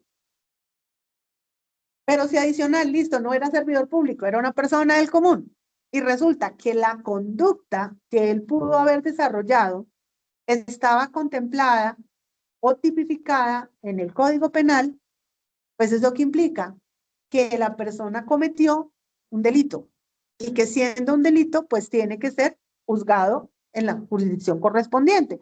Por ello, pues la Fiscalía es quien desarrolla el proceso penal. ¿Que esa pena cómo se cubre? Normalmente puede ser con orden privativa de libertad y también tiene que hacer un resarcimiento, ya sea por la parte civil o desde el elemento que tiene que ver cómo le soluciona a la sociedad el hecho de haber cometido esa culpa que estaba tipificada en ese Código Penal. ¿Sí? Entonces, ¿por qué esto es importante? Porque si bien ambos somos Estado, la nación es Estado, la República es Estado, ¿cierto? Nos estamos reconociendo, sí es importante que tengamos claro y desde el punto de vista de Contraloría y como funcionarios de la Contraloría General de la República, en dónde es que estamos, ¿sí? Porque no sé si se hagan una pregunta, pero por lo menos eso es sentido de pertenencia para quienes estamos aquí, ¿no? ¿Sí?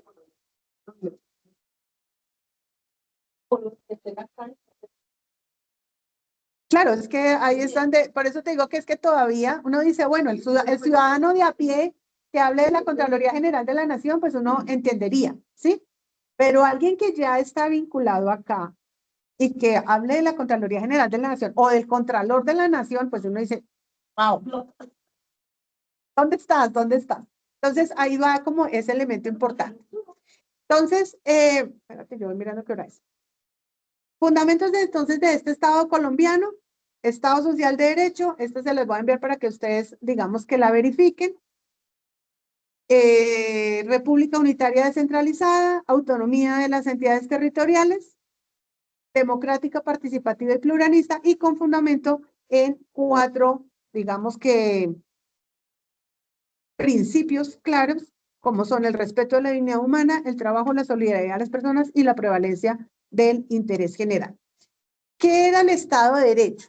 Entonces, el Estado de Derecho lo que nos va a referir es que todas las personas naturales y jurídicas, es decir, tanto la persona per se como las instituciones, las entidades públicas o privadas que hacen parte o que están, digamos que ubicadas dentro del Estado, están sometidas a leyes que se promulgan públicamente.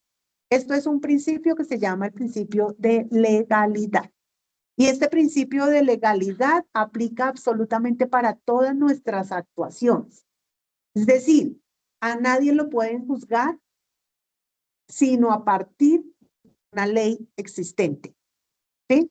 Ah, no, que es que la semana entrante va a salir la ley, entonces desde hoy yo ya le estoy aplicando esa ley. No, que precisamente lo que me da el principio de legalidad es que ya la ley debe existir y que yo debo actuar conforme a esa ley.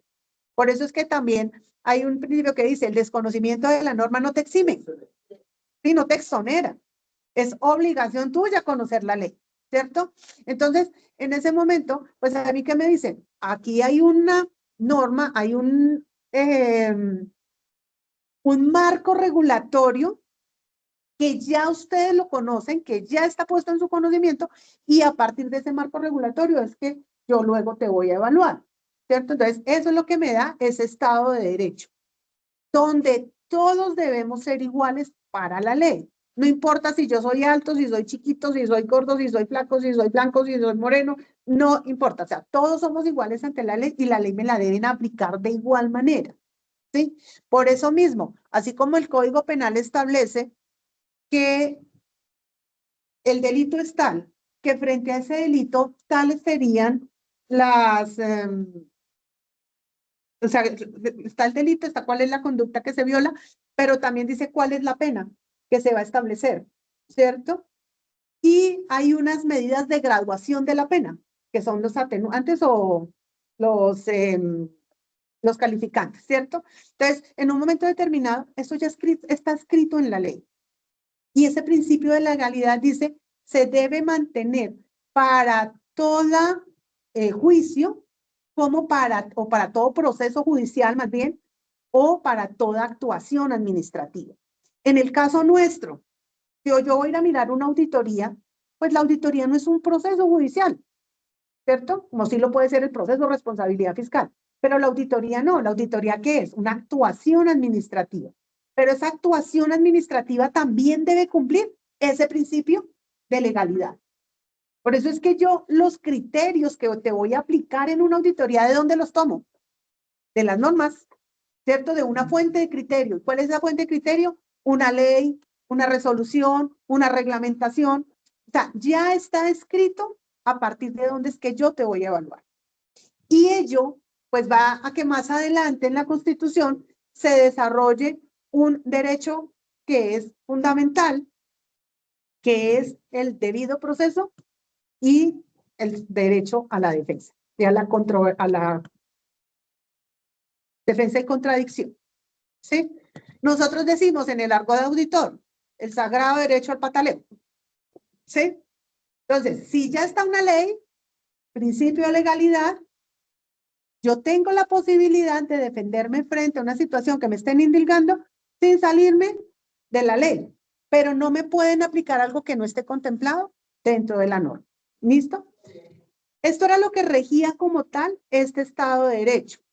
El Estado de Derecho nos dice que se garantiza en su ejercicio la primacía e igualdad ante la ley, así como la separación de los poderes, la participación social en la adopción de las decisiones, la legalidad, la no arbitrariedad y la transparencia procesal y legal. Todo esto es debido proceso. ¿Sí?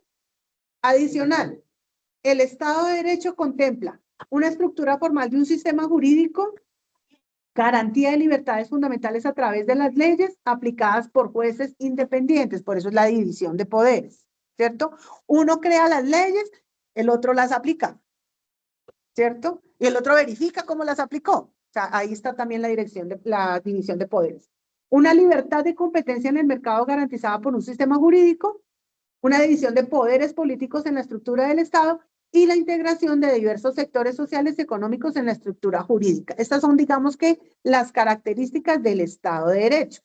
Ahora, ¿cuáles son las características del Estado social de Derecho? Entonces, cuando hablamos de Estado social de Derecho, es una forma de organización que busca asegurar el respeto y la garantía de los derechos humanos. Y dentro de esos derechos incluimos los sociales, los económicos, es decir, la garantía de todos los derechos sin importar en qué clasificación esté. ¿Sí?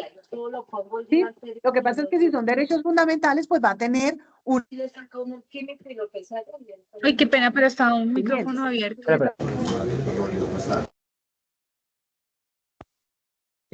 Ya, Señor. repíteme lo último, por favor, que se silencie. Lo último, solo lo último. Bueno, entonces lo que estoy diciendo es que todos los derechos, independientemente de cómo estén clasificados, deben ser garantizados. Pero si son derechos fundamentales, van a tener una forma de acceder o un mecanismo de acceder a esa garantía. Si son colectivos o si son sociales, pues van a tener otra forma, ¿sí? Caso de los fundamentales, pues ¿cuál es el mecanismo primordial? La acción de tutela. Pero si yo estoy hablando, por ejemplo, de un derecho colectivo, estoy hablando de un derecho social, me puedo ir a través de una acción de grupo, por ejemplo, para el cumplimiento de una norma. Entonces, siempre va a haber un mecanismo que me lleve a que me garanticen esos derechos. ¿Qué características principales tiene el Estado social de derecho? Entonces, primero, garantía de los derechos. O sea, no solamente yo decir cuáles son tus derechos, sino también debe estar establecido en mi marco constitucional cómo los voy a garantizar. ¿Lo tenemos en nuestra Constitución? Sí. ¿Sí? Por allá en los artículos 80 y pico, 85, si no estoy mal, nos dicen que es la acción de tutela. Entonces, allá está todo cómo son esos mecanismos. Eso lo vamos a ver luego un poquito más a profundidad. Segunda característica, integración social. Busca crear condiciones para que los ciudadanos puedan ejercer plenamente sus derechos y participar en la sociedad. ¿Qué es participar en la sociedad? Participar en las decisiones que le afecten. ¿Sí? Por eso es que es un mecanismo de participación ciudadana. Y aquí se exalta a través de la Constitución del 1991 la participación ciudadana. ¿Sí? Que yo no lo quiera ejercer es otra cosa, pero que me están dando el elemento y el instrumento, ahí está.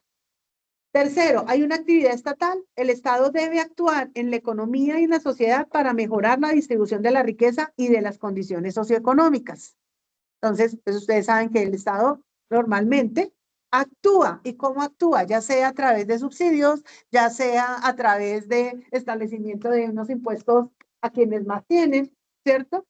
Busca la manera de entrar a verificar cómo se puede dar esa integración social y se puede prevalecer ese interés general. Ese cuarto es precisamente esa prevalencia del interés general. Debe buscar el bienestar general de la población en lugar de los intereses particulares. Pues al menos esa es la filosofía. ¿Sí? Hacia eso es a lo que va apuntando toda nuestra Carta Magna. Y el quinto, la última característica es la libertad, igualdad y seguridad. Aquí el Estado Social de Derecho se basa en los valores de libertad, igualdad y seguridad, pero va más allá a buscar la efectividad de los valores en la vida cotidiana. Entonces, ¿qué decimos o por qué decimos que pasamos de un Estado de Derecho a un Estado Social de Derecho?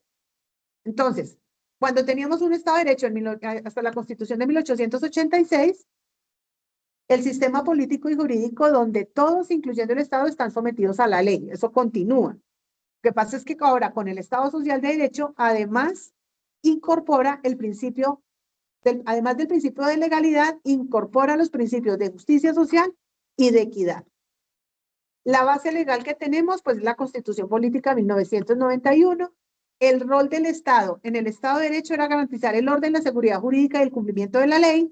Y en el Estado social, promover la justicia material, la equidad, el bienestar y proteger al más vulnerable.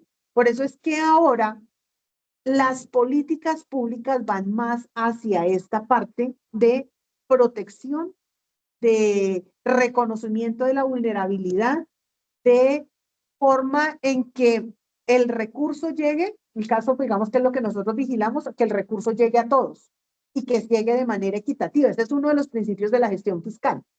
La equidad. ¿Cómo es que estamos involucrando esas poblaciones vulnerables, esas poblaciones menos favorecidas en el desarrollo de las políticas públicas? Eso es cumplimiento de este Estado Social de Derecho. Los derechos no solamente son reconocidos, sino que ahora también se deben garantizar, como ya les comenté. La intervención del Estado es más activa a través de políticas públicas, de gasto social y de regulación para corregir desigualdades. Anteriormente, pues era más el libre mercado y la autonomía individual. La relación con la justicia es igual formal ante la ley en el Estado de Derecho, y en el Estado Social de Derecho busca una igualdad material y un acceso efectivo a la justicia. Por eso hay unos derechos como, por ejemplo, el habeas corpus.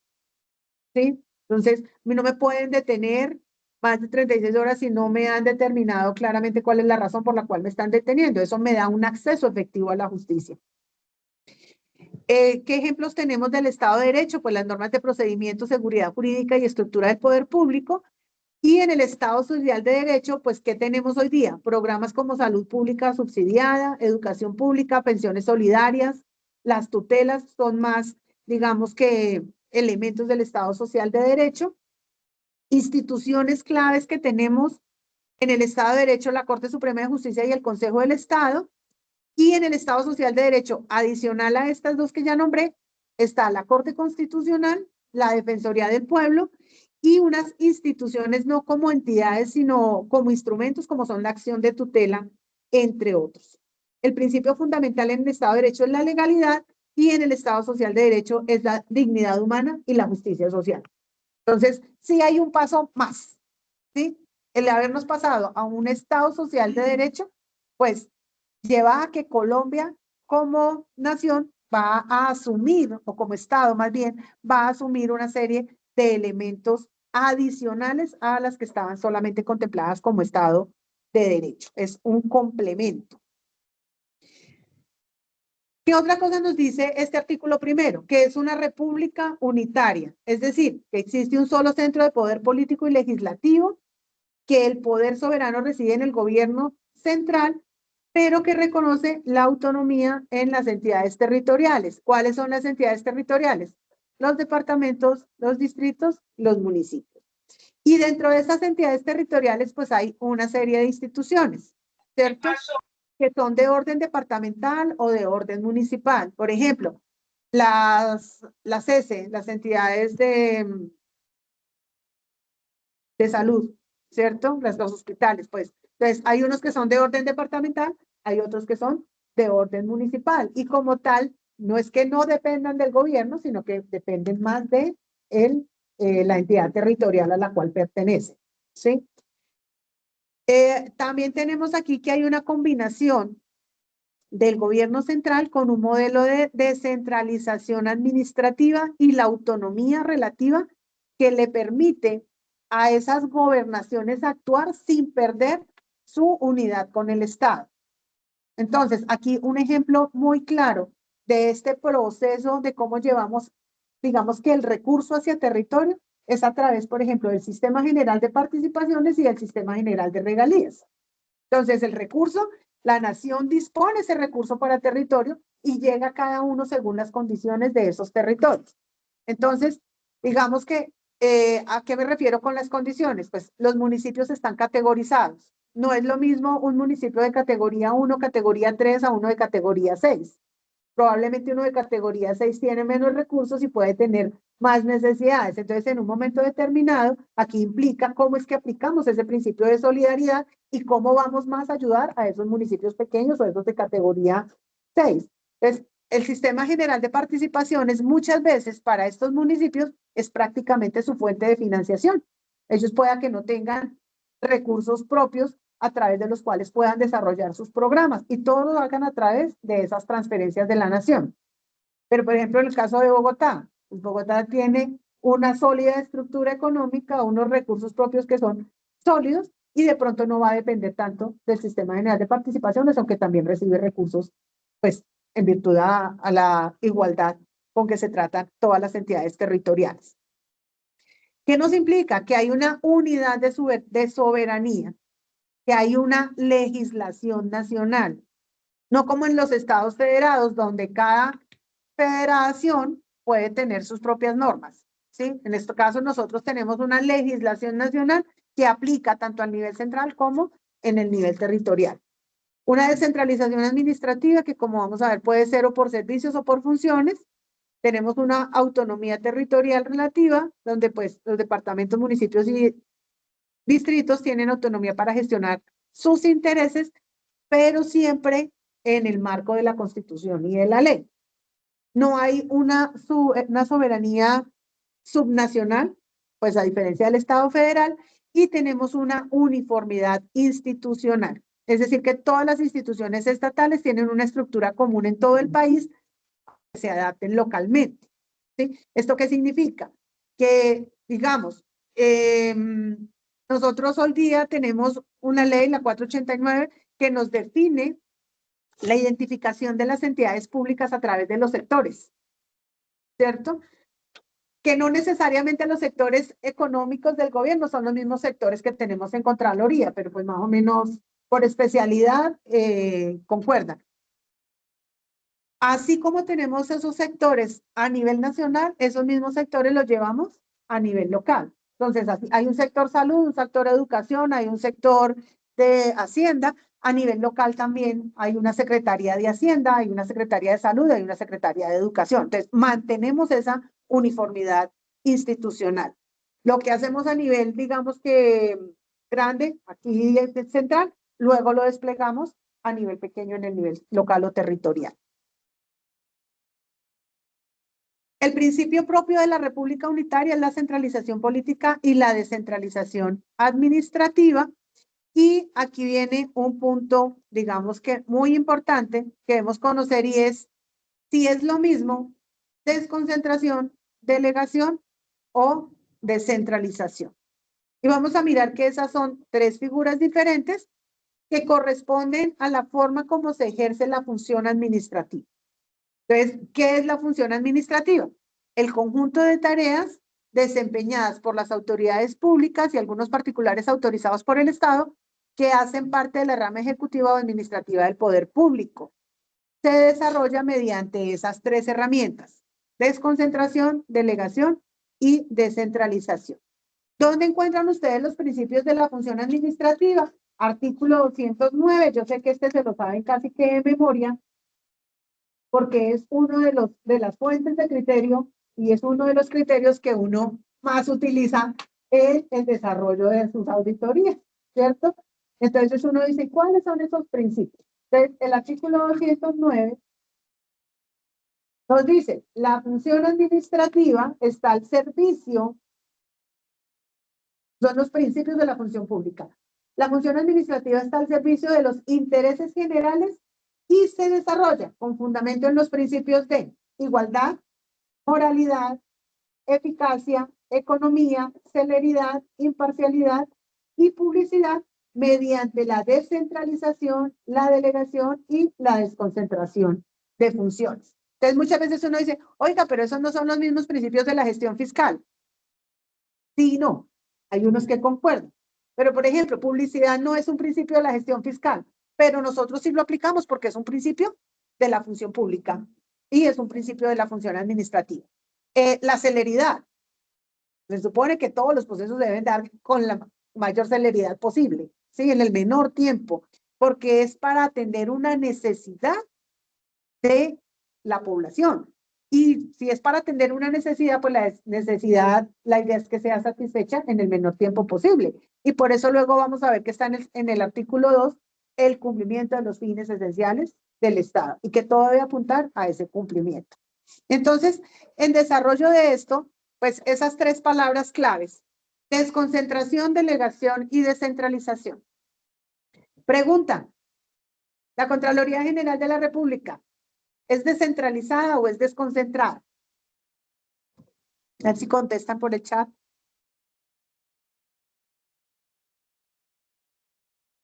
Desconcentrado. Concentrada, dijeron. Desconcentrada, dice Simón.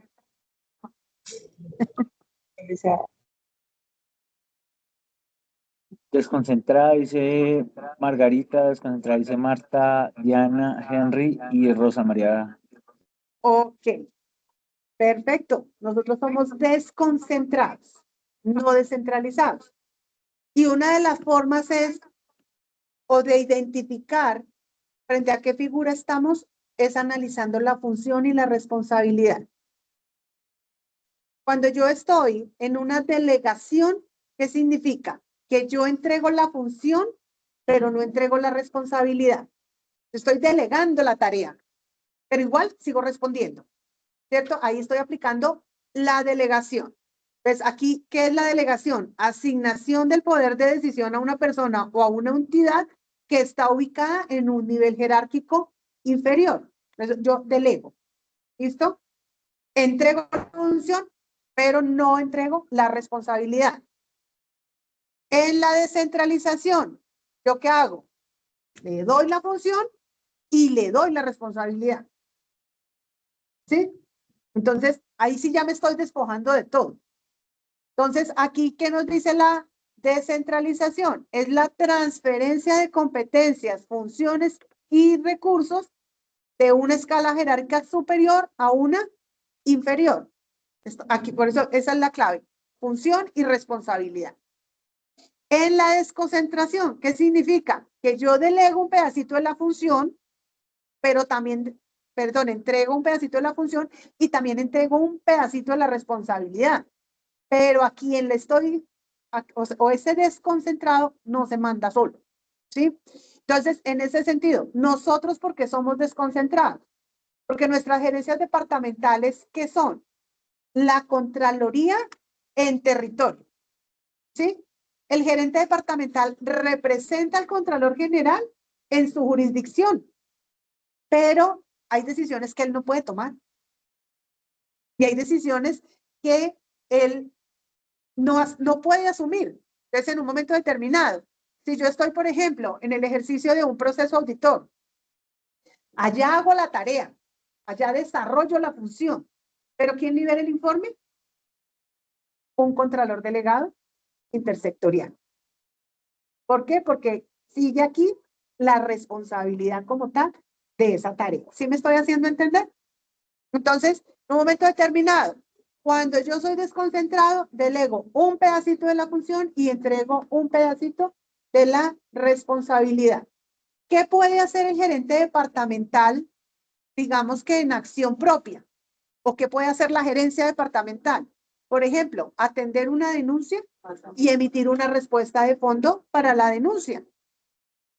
¿Sí? Eso sí lo puede hacer la gerencia departamental. Por eso yo le entregué un pedacito de la responsabilidad. ¿Qué más puede hacer el gerente, la gerencia departamental? Participar en las comisiones de moralidad del territorio. Tiene la competencia para hacer esa actuación. Por eso, a quienes dijeron que éramos desconcentrados, muy bien, efectivamente somos desconcentrados. Se nos acaba el tiempo por el día de hoy. Ustedes se dan cuenta, el tema es bastante, digamos que extenso. Estoy tratando de darles los elementos claves para poderlo abordar. Y dirán, oiga, pero no salimos ni siquiera al artículo 1, ¿no? Seguimos en la parte introductoria precisamente, de decir que es democrática, participativa y pluralista, que van a tener las definiciones, y también, pues, qué significa cada uno de esos elementos constitucionales, donde nos dicen que estamos determinados en el respeto a la dignidad humana, el trabajo, la solidaridad y la prevalencia del interés general. No sé si de pronto tengan alguna pregunta.